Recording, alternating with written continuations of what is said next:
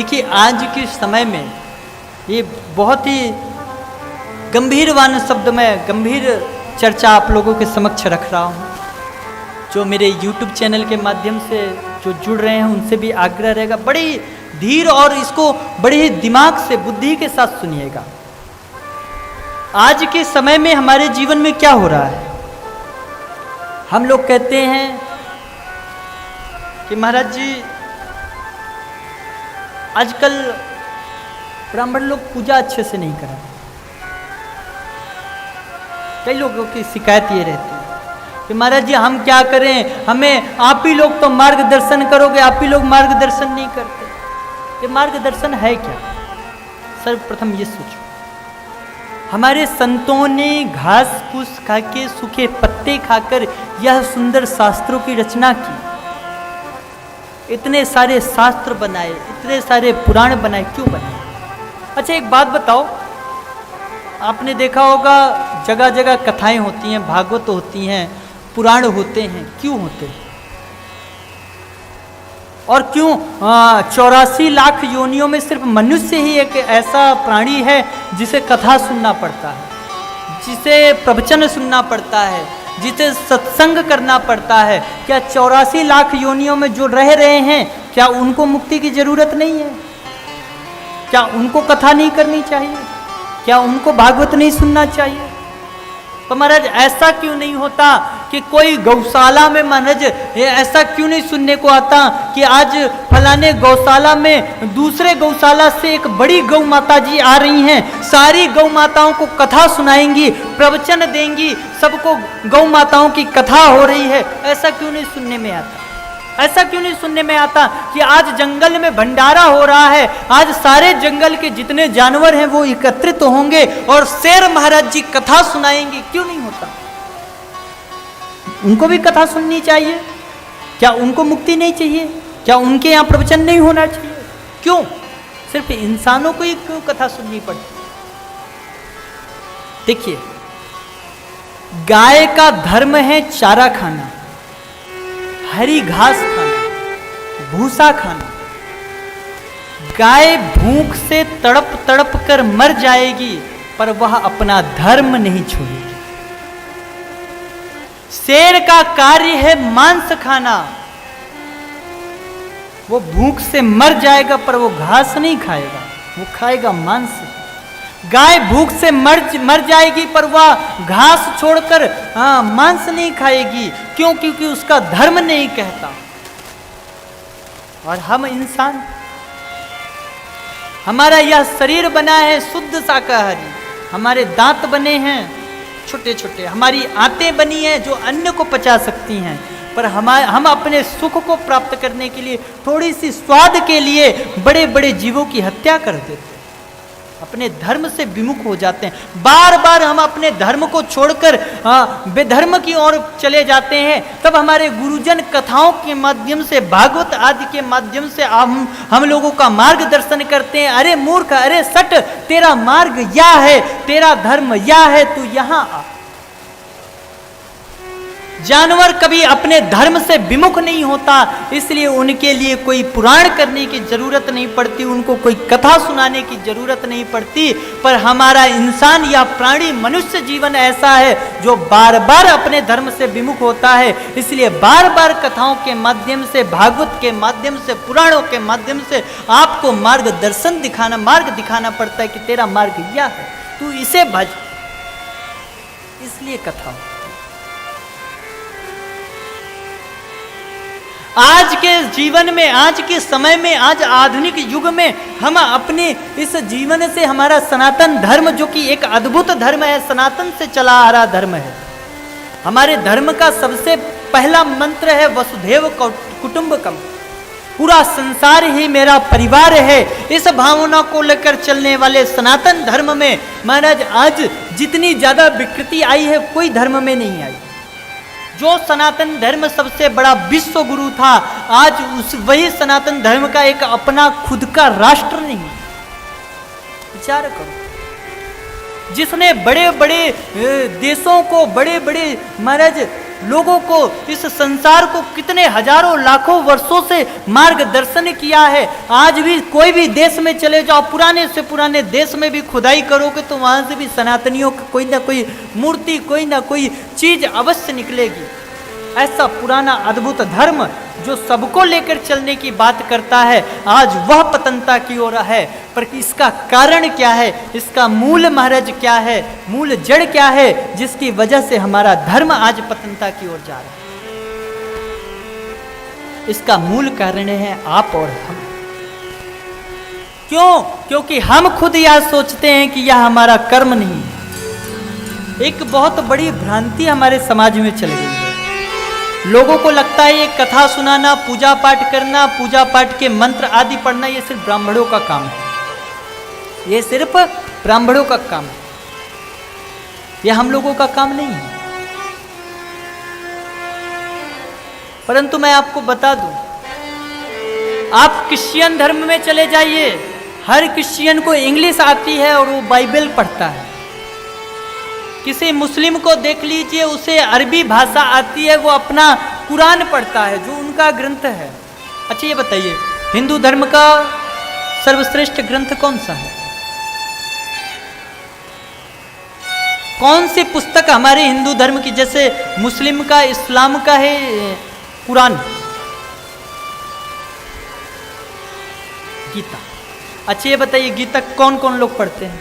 प्रतिदिन गीता कौन कौन पढ़ता है? हाथ ऊपर करिए। महाराज सिर्फ एक हाथ उठा। आप किसी मुस्लिम भाई से पूछ लीजिए, भाई आप कुरान पढ़ते हो? वो बता देगा हाँ जी मैं नमाज अदा करता हूं। कितना भी बड़ा मुस्लिम होगा, बड़ी दुकान चलती हो, वो भी शुक्रवार को दुकान बंद करके मस्जिद जाएगा नमाज अदा करने, नमाज पढ़ने। क्रिश्चियन जरूर जाएगा अपने चर्च में जाकर प्रार्थना करने के लिए। पर हमारा हिंदू धर्म, एक बड़ी भावना हमारे अंदर प्रवेश कर गई है कि पूजा पाठ सिर्फ औरतों को करना चाहिए, माताओं को करना चाहिए।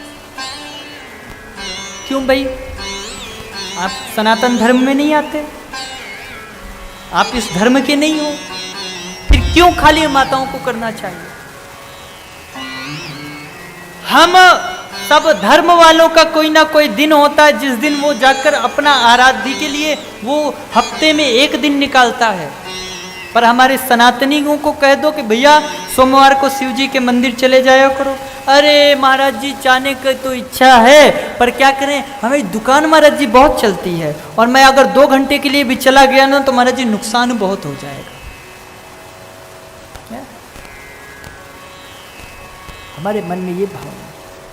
और इतना ही नहीं, मैं एक बात आपको कह दूं, कड़वी है बात पर ये सच है, ये सच्चाई है। आज हमारे धर्म में आज विद्वानों की कमी क्यों हो गई? उसके कारण कौन है? उसके कारण आप। क्यों? क्योंकि पंडित ने क्या किया, थोड़ा सा मंत्र रट लिया, धोती कुर्ता पहन ली, अब आपको कुछ आता ही जाता नहीं है। आपके घर आया, कुछ भी बोलेगा, कुछ भी बड़बड़ाएगा, आपको लगेगा गुरुजी ने बड़ी सुंदर मंत्र बोली, ये थोड़ी मोड़ी गाना भजन गा दिया, स्तुति कर दी, आहा महाराज जी आनंद आ गया, अब तो हम तरी जाएंगे। जीवन भर पाप करते रहे, जीवन भर लोगों को लूटते रहे, काला धन महाराज जी इकट्ठा कर लिया है, पर आप आज आ गए हैं, जो भी आपने 4 मंत्र पढ़ दिए, जो टूटी फूटी सत्यनारायण की कथा सुना दी, उस कथा में क्या सुनाया उससे हमसे मतलब ही नहीं है, पर आपने सुना दिया, आपने एग्रीमेंट दे दिया, हमें अपने स्टाम्प दे दिया, ये जाके भगवान को चिपका देंगे कि हमने वो पंडित जी से ये वाली पूजा कराई थी, अब हमें तो पाप लगेगा ही नहीं। सीधे इंद्र भगवान हमारे लिए विमान लेके, माला लेके तैयार रहेंगे, भैया ये एसी रूम तुम्हारे लिए है। ये सोचते हो आप? इसके कारण आप, क्योंकि अगर आपने पढ़ा होता, देखिए एक बात मैं आपको बता दूं, बड़ी गंभीर बात है। हर सनातनी को, हर हिंदू धर्म को, हिंदू धर्म में रहने वाले प्रत्येक व्यक्ति जो खुद को सनातनी मानता है, उसे गीता का पाठ अवश्य करना चाहिए। आप जर्मन भाषा में बच्चे को पढ़ाओ, आप इंग्लिश पढ़ाओ, आप उर्दू पढ़ाओ, मैथ पढ़ाओ, साइंस पढ़ाओ, कोई बात नहीं, सब पढ़ाओ, पर कम से कम एक सब्जेक्ट अपने गीता का भी। आपको गीता कठिन लगती है, संस्कृत कठिन लगता है, कम से कम हिंदी पढ़ो। ये बात आप हमेशा याद रख लीजिए। आज के बाद जब आने वाली पीढ़ी है, अगर आपने गीता का अध्ययन नहीं किया, आपने सनातन धर्मियों के पुस्तकों का अध्ययन नहीं किया, आने वाली पीढ़ी कुछ नहीं जानेगी। वो क्या जानेगी गीता क्या होता है। आज आप बच्चों से पूछ लो भाई कौन सी नई फिल्म आने वाली है, सबके सब बता देंगे, पर किसी से पूछ लो राम जी कितने भाई थे, कोई नहीं बता पाएगा। अधिकांश बच्चे नहीं बता पाएंगे। ये आज हमारे समाज की परिस्थिति। हमारा वह धर्म कितना महाराज सहिष्णु धर्म है कि हमारे धर्म में आकर लोग, दूसरे लोग आकर उंगली उठाकर चले जाते हैं और हम मुस्कुराकर सुनकर रह जाते हैं। क्यों? क्योंकि हमें खुद के धर्म का ज्ञान ही नहीं है। तो आप उनसे लड़ोगे क्या, उनसे आप तर्क करोगे क्या? महाराज खुद का ज्ञान नहीं है आपको, आप क्या बताओगे? आपको यही नहीं मालूम कि क्यों पूजा की जाती है। आपने सिर्फ सुन लिया कि पंडित जी ने कहा है कि वो काल सर्प योग लगा है, अगर हमने ये पूजा नहीं कराई तो महाराज हमारा वो बिजनेस में लॉस हो जाएगा। सिर्फ इस डर से तुम पूजा कर रहे हो, तुमने श्रद्धा से पूजा नहीं करी। और जिस दिन आपके अंदर श्रद्धा आ जाएगी उस दिन कोई काल सर्प योग आपका कुछ नहीं कर सकता। और जब तक आपके मन में श्रद्धा नहीं है, ये मैं आपके साथ चैलेंज के साथ कहता हूं, पूरे YouTube में लाइव चल रही है कथा, ये कह के जा रहा हूं, महाराज कितने काल सर्प योग शांत करा लो, कुछ नहीं होने वाला तुम्हारे मन में श्रद्धा ही नहीं है, तुम्हारे मन में समर्पण ही नहीं है। कितनों आप पूजा कर लो, कितनों हरे राम हरे कृष्णा कर लो, कितना आप जाप कर लो, कोई मतलब नहीं।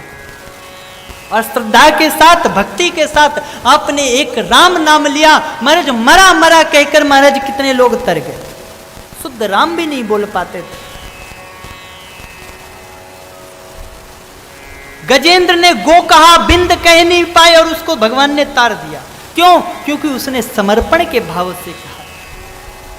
पर समर्पण का यह मतलब नहीं होता कि कोई आपके प्रति समर्पित है तो उसको आप पूरा मुरेर कर निचोड़ कर रख दो, ये भी नहीं।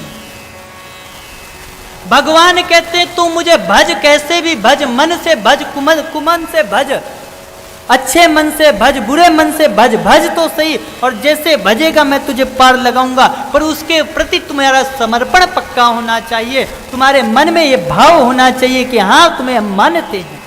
जब तुम्हारा भाव पक्का होगा तो भगवान स्वयं तुम्हें पार लगा देगा। और जब तक तुम्हारा भाव पक्का नहीं होगा, तुम कितने मंत्र जपते रहो, कितने पुराण जपते रहो, कितना भी कुछ करते रहो, कुछ भी कर लो, कोई फायदा नहीं।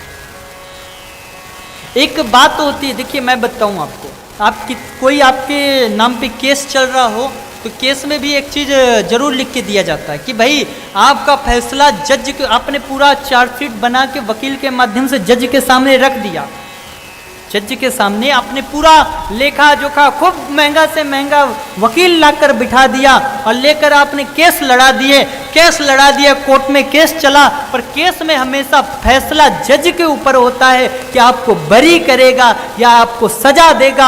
आपने वकील तो बड़ा सुंदर किया, खूब बहस की, खूब संविधान की दुहाई दी, ये एक्ट में ऐसा लिखा है, वो एक्ट में ऐसा लिखा है, उस समय ये पुराण में महाराज ये चीज, उस समय जजमेंट में ये आया था और इस फैसला के तहत आपको, मेरे मुलाजिम को आपको इससे बरी करना पड़ेगा। आपका वकील खूब बहस करेगा, पर महाराज वो आपको बरी करे या ना बरी करे, वो हमेशा लास्ट आपके जज के ऊपर ही रहता है।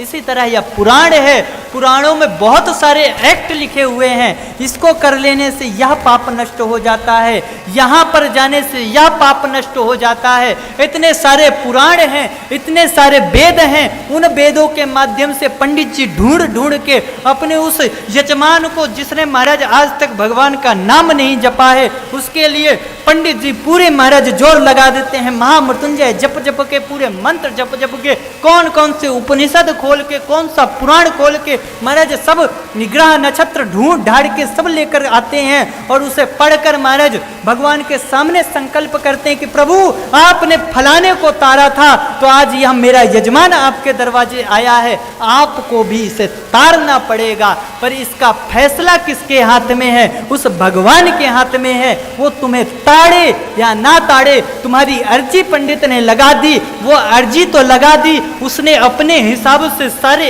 एक्ट लिख दिए, सारे महाराज सब पुराणों से ढूंढ ढूंढ के मंत्र लिख दिए कि महाराज इस काम को करने से यह हो जाता है, उस काम को करने से यह हो जाता है। पर उसका दंड, उसका जो महाराज फल, वो तो परमात्मा को देना है। परमात्मा खुद डिसाइड करेगा कि तुम्हें वो फल दे या ना दे, कोई फायदा नहीं है। इसलिए मन को निर्मल कर, मन को जैसा है जो भी है भगवान पर अर्पित कर दो। प्रभु हम आपके हैं, आप हमारे हो, जैसे आप रखोगे वैसे हम रहेंगे। आप जहां ले जाना चाहो ले जाओ, आप जहां रखना चाहो रख दो, हम आपके सहारे हैं। जिस दिन आप ये सोच लोगे ना, तो भगवान तो कहते तुम मेरे सहारे बैठ कर तो देख, मैं तेरे दरवाजे पर आकर खड़ा हो जाऊं। जिस दिन चिंता आपने भगवान की करी ना महाराज, उस दिन भगवान आपकी चिंता करने लगे। भगवान कहते तू चिंतन कर, बाकी चिंता मेरे पे छोड़। पर आजकल हम क्या करते? चिंतन नहीं करते, चिंता ही चिंता करते। ये करने से ये हो जाए, वो करने से वो हो जाए, पर कभी भी भगवान पे भरोसा नहीं रखते। मुंह से कहते हैं कि महाराज हम बहुत भक्तिवान हैं, बहुत भगवान को प्रणाम करते हैं, बहुत पूजा पाठ करते हैं, पर मन ही मन सोचते हैं यार काम होगा या नहीं। महाराज जी ने 1 लाख रुपए खर्चा तो करा दिया, जब तो बड़ा भारी करा दिया है, पर फायदा होगा या नहीं, मन में भाव ये है। पर जिस दिन आपका विश्वास पक्का होगा ना महाराज, उस दिन वो काम 1 लाख क्या 1 रुपए में भी हो जाएगा। और जब तक आपका विश्वास पक्का नहीं होगा, 1 लाख क्या 1 करोड़ भी खर्चा कर दो, कुछ नहीं होने वाला।